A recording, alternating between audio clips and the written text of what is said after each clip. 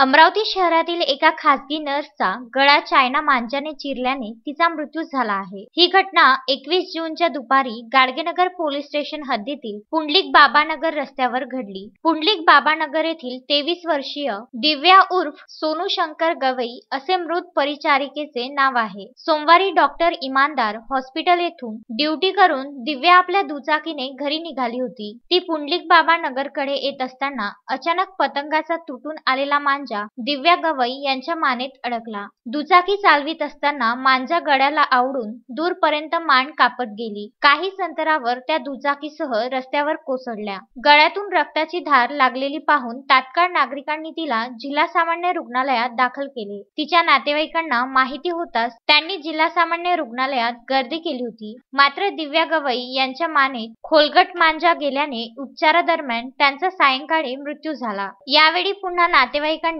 रुग्णालयात मोठी गर्दी केली होती। काही वेळ रुग्णालयात तणावाचे वातावरण निर्माण झाले होते।